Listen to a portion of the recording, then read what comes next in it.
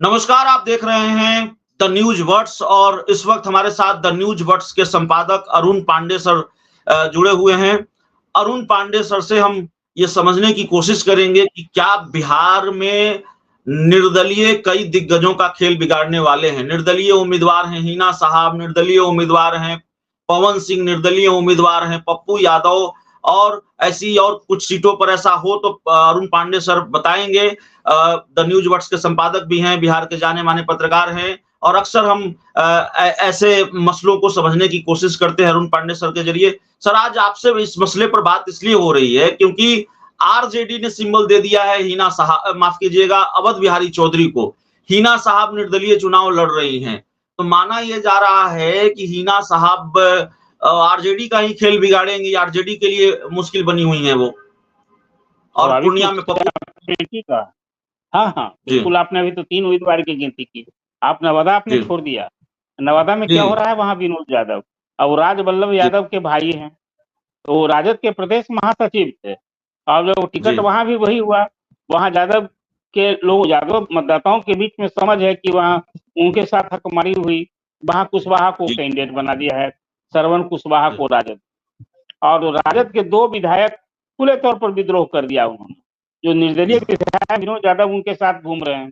पवन सिंह के चुनावी जंग में कूदने से तो उपेंद्र कुशवाहा का काराकाट में खेल बिगड़ सकता है, वहां भी वही होगा। अब जो 2 कुशवाहा उम्मीदवारों के बीच में पवन सिंह के आने से, देखिए, मैं इसलिए ये बात कहता हूं कि अगली पिछड़ी जाति का बिहार के वोट की जाति समीकरण में तो बड़ा महत्व है ना।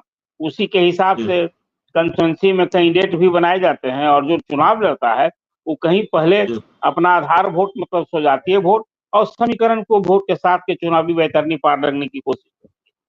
तो अभी तो 4 कंस्टिट्यूंसी बिल्कुल सामने आपको दिख रहा है। इस 4 कंस्टिट्यूंसी में तो निर्दलीय उम्मीदवार का कहीं ना कहीं अब मुकाबले में, वो मुख्य मुकाबले में होंगे। अब पप्पू यादव के बारे में कैसे कोई इनकार करेगा? पप्पू यादव कांग्रेस का टिकट चाहते थे, लालू प्रसाद ने नहीं होने दिया। कांग्रेस को से भी जो अपेक्षा थी, अब जो आदमी अपनी पार्टी का विलय कर ले और आज वहां सारे कांग्रेसी खुलकर पप्पू यादव के लिए काम कर रहे हैं, तो वहां भी खेल बिगड़ेगा। न सिर्फ खेल बिगड़ेगा, बीमा भारती जो राजद की उम्मीदवार हैं, बल्कि जो वहां जदयू के उम्मीदवार हैं संतोष महतो, संतोष कुशवाहा, उनका भी खेल बिगड़ेगा। वहां तो त्रिकोणात्मक संघर्ष होगा और जिस किसी से चुनावी सामना होगा, संघर्ष होगा, पप्पू यादव से होगा। और चर्चा यह भी है सर कि जो आरजेडी का लालू यादव का एमवाई है, पूर्णिया में एमवाई बहुतायत में शिफ्ट हो गया है पप्पू यादव के साथ। बिल्कुल सही कह रहे हैं आप। अब वहां देखिए, इस बार एआईएम ने पूर्णिया में और कटिहार में कैंडिडेट नहीं दिया है। पहले से घोषणा कर रखी थी कि भाई हम कैंडिडेट देंगे। तो अब जो मुस्लिम मतदाता हैं और एमवाई बिल्कुल, मुझे लगता है कि पूर्णिया में राजद का एमवाई जो समीकरण है वो पूरी तरह से दरक गया है। अब वो फिर देखिए, अभी तो चुनाव में क्या स्वरूप आता है, लेकिन ये कहा जा सकता है एक और हैरानी भरी बात है अभिषेक जी, वो ये कि आप बताइए कि बिहार में लोकसभा की 40 सीटें हैं।